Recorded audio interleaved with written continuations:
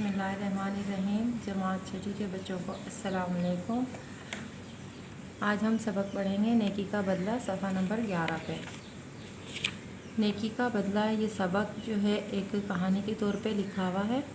अच्छा, बदला जो है वो कहा जाता है किसी सिले को, यानी नेकी का सिला जो है नेकी होता है और बुराई का सिला या बदी का सिला बदी की सूरत में ही निकलता है। यहाँ पर एक सौदागर की कहानी है जिसने किसी एक बुरी औरत के साथ नेकी की थी, तो उसको भी बदले में नेकी ही मिली थी।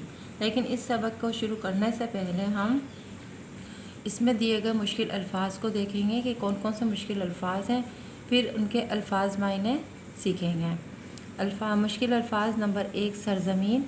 सरज़मीन कहा जाता है वतन को, जहाँ इंसान रहता है। नंबर 2 रावण। रावण उस शहर का नाम है जिसमें महरियार रहा करता था, ईरान के एक शहर का नाम। नंबर 3 सौदागर यानी ताजिर, तिजारत करने वाला। नंबर 4 काफ़िला यानी कि मुसाफिरों का गिरोह। नंबर 5 मेले कुचेले। नंबर 6 तमाशा, ऐसा कोई मंज़र जिसको देखकर इंसान उसको और उसका तजस्सुस बढ़ने लगे। नंबर 7 झाड़ पोंछ। नंबर 8 जतन यानी कि कोशिश करना। नंबर 9 पाकबाज या पारसा या बेगुनाह। नंबर 10 मुशक्क़त या जो है इसके मायने होंगे कि मेहनत मजदूरी करने वाला। नंबर 11 इसरार यानी बार बार एक ही बात को दोहराना। नंबर 12 अजर यानी कि सिला। अल्फाज मायने देखिए। नंबर 1 काफ़िले, मुसाफिरों का गिरोह। नंबर 2 मतवातर, मुसलसल या लगातार। नंबर 3 मामता, माँ की मोहब्बत। नंबर 4 मुर्दा यानी मरा हुआ। 5 मुआवजा, मेहनत का सिला या बदला। नंबर 6 खंडर यानी वीराना, जैसे कोई इमारतें वगैरह टूट फूट जाती हैं, खंडर बन जाती हैं, और तो ज़ाहिर है वहाँ कोई रहता नहीं है तो वो वीराना की शक्ल इख्तियार कर लेती है। नंबर 7 खस्ता मकान यानी टूटा फूटा, जैसे कि टूटे फूटे मकान होते हैं उनको खस्ता मकान कहा जाता है। नंबर 8 सराय यानी मुसाफिरों के ठहरने की जगह। नंबर 9 अशरफियाँ यानी सोने के सिक्के, जो कि पहले के ज़माने में चला करते थे। नंबर 10 पाकबाज यानी पारसा या बेगुनाह। अब हम इस सबक की बुलंदख्वानी करेंगे और फिर इसकी तशरीह समझाई जाएगी। देखें, पुराने ज़माने की बात है। ईरान की सरज़मीन में एक शहर आबाद था जिसका नाम रावण था। उस शहर में महरियार नामी एक सौदागर रहता था। शहर के लोग महरियार की बड़ी इज्जत करते थे। वो मामले का बहुत खरा था, सच बोलता था और हर एक से नरमी, प्यार और मोहब्बत से पेश आता था। देखिए, जिस ज़माने की ये बात है, उस ज़माने में ये ईरान की कहानी है कि वहाँ पर जो शहर रावण था, वहाँ एक ताजिर रहा करता था।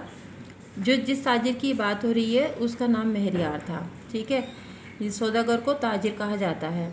शहर के लोग महरियार की बड़ी इज्जत करते थे क्योंकि वो जो अपने बिज़नेस के या अपने सौदागरी के जो मामलात करता था उनमें वो बहुत खारा था, सच भी बोलता था और नरमी, प्यार और मोहब्बत से लोगों से पेश आता था।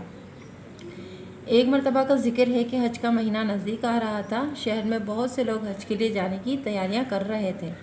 महरियार के दिल में ख़याल आया कि अल्लाह ताला ने मुझे इतनी दौलत दी है, मेरा भी फ़र्ज़ है कि इस दौलत में से कुछ रुपया निकाल कर इस नए काम पर खर्च करूं। ये सोचने के बाद वो घर आया और सफ़र पर रवाना होने के लिए तैयारी करने लगा। उस ज़माने में हवाई जहाज़ थे ना रेलगाड़ियाँ। लोग ऊँटों और घोड़ों पर सवार होते और काफ़िले बनाकर चलते थे। जिस ज़माने की ये बात है, ये एक बहुत पुराना ज़माना है कि जब हज का ज़माना आया तो लोग हज पे जाने की तैयारी करने लगे।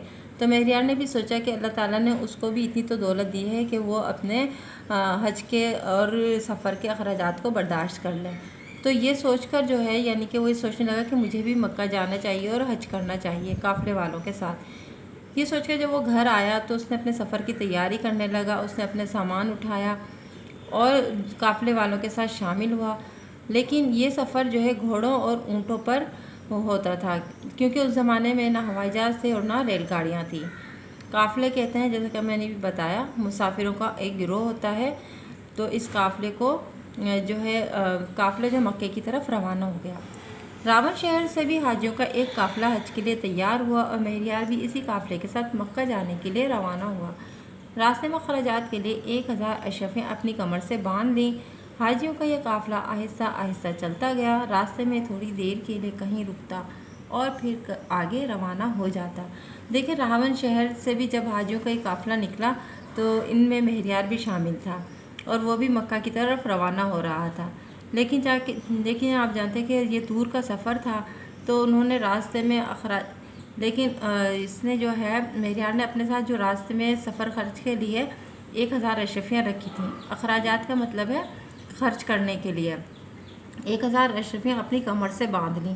کمر سے کیوں باندھ لیں؟ کیونکہ کمر پر جو ہے ایک بڑا جو ہے کپڑا لے کر اس کو بیلٹ کی طرح باندھ لیا کرتے تھے پہلے کے زمانے میں، اور اس میں جو ہے اپنی اشرفیاں یا اپنی رقم چھپا لیا کرتے تھے، کیونکہ ڈاکوؤں کے ڈر سے کہ ڈاکوؤں کو جو ہے نہ پتہ چلے کہ یہاں پہ انہوں نے اپنی رقم کہاں چھپا رکھی ہے۔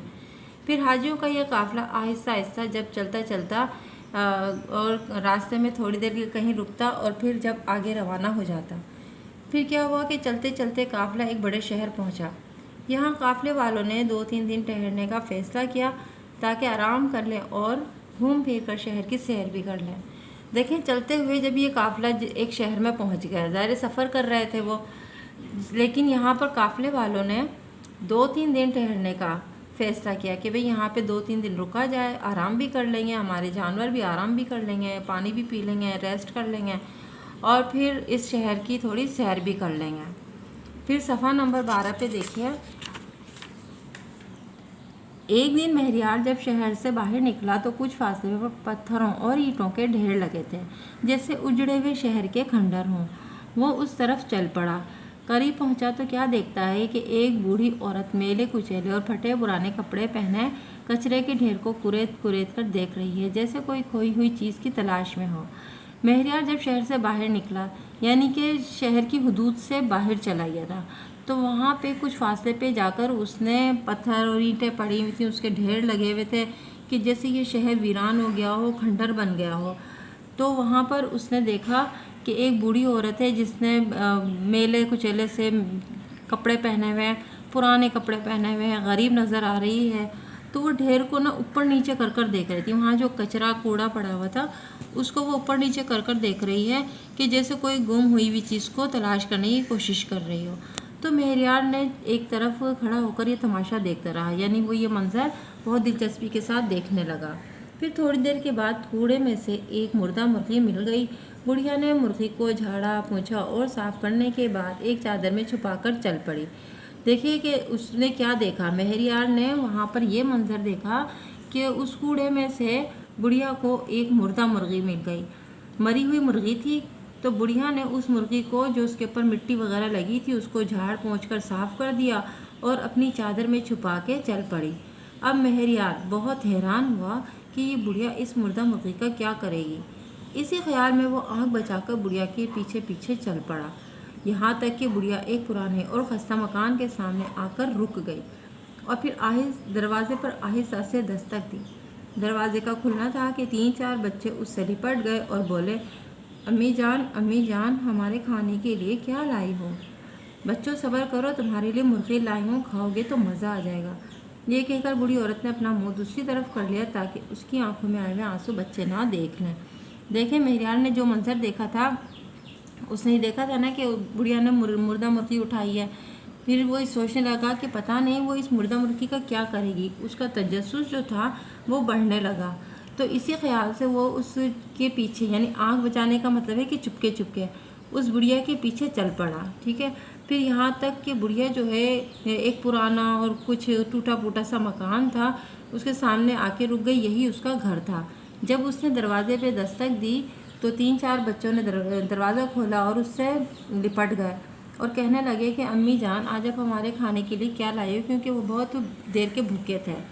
تو اس نے کہا کہ بچوں صبر کر لو، کیونکہ وہ مرغی لائی تھی، مرغی اس کے ہاتھ میں تو تھی لیکن وہ مردہ تھی، ٹھیک ہے۔ تو اس نے کہا کہ میں یہ پکا کے دوں گی، تم کھاؤ گے تو مزہ آ جائے گا۔ پھر کیا ہو کہ بڑھیا نے اپنا منہ دوسری طرف اس لیے پھیر لیا کہ وہ مردہ مرغی تھی اور اس کی آنکھوں میں یہ سوچ کر آنسو آ گئے کہ آج وہ اپنے بچوں کو دیکھو کہ مردہ مرغی کھلا کر پیٹ بھرے گی۔ مہریار نے جب یہ حالت دیکھی تو اس کا دل دہل گیا۔ اس نے سوچا ماں کی ممتا بھی کیا چیز ہے۔ یہ غریب بڑھیا اپنے بھوکے بچوں کے لیے اللہ جانے کیا کیا جتن کرتی ہوگی۔ یہ سوچ کر مہریار کی آنکھوں میں آنسو آ گئے۔ اس نے بڑھیا کے ایک ہمسائے سے پوچھا، بھائی صاحب، آپ کے ساتھ والے مکان میں جو بوڑھی عورت رہتی ہے یہ کون ہے؟ ہمسائے نے بتایا، یہ بڑھیا بڑی نیک اور پاک باز عورت ہے، بہت غریب ہے بیچاری، لیکن بڑی محنت اور مشقت سے اپنا اور اپنے بچوں کا پیٹ پالتی ہے۔ دیکھیں، اس نے جب یہ منظر دیکھا چپکے سے تو اس کا دل جو ہے کیوں دہل گیا، کیوں اس کو حیرانگی ہوئی، کیوں اس کو دکھ ہوا کہ اس نے سوچا کہ اب یہ جو ہے مردہ مرغے اپنے بچوں کو کھلائے گی۔ ماں کی محبت جو ہوتی ہے نا، وہ کیا چیز ہوتی ہے کہ وہ اپنے بچوں کا پیٹ بھرنے کے لیے کچھ بھی کرنے کو تیار ہو جاتی ہے۔ کہ یہ غریب بڑھیا جب اپنے بچوں کے لیے پتہ نہیں کیا کیا مشقتیں اور کیا کیا جتن کرتی ہوگی، یہ سوچ کر ہی اس کی آنکھوں میں آنسو آ گئے۔ لیکن پھر اس نے بڑھیا کے ہمسائے سے یعنی پڑوسی سے پوچھا کہ بھائی یہ جو بھائی صاحب، یہ جو آپ کے ساتھ والے مکان میں جو بوڑھی عورت رہتی ہے، یعنی وہ یوں پوچھنا چاہ رہے تھے کہ یہ بوڑھی عورت مطلب کیا کرتی ہے، کیسی ہیں یہ؟ تو انہوں نے بتایا کہ بھائی یہ تو بہت پاک باز اور بڑی نیک عورت ہے، غریب تو ہے بیچاری، اور لیکن اپنی مشقت اور محنت کر کے اپنے بچوں کا پیٹ پالتی ہے، یعنی کچھ نہ کچھ محنت مشقت کر کے اپنے بچوں کو کھلاتی پلاتی ہے۔ تو مہریار نے دل میں سوچا، ایسی غریب عورت کی مدد کرنا بڑے ثواب کا کام ہے۔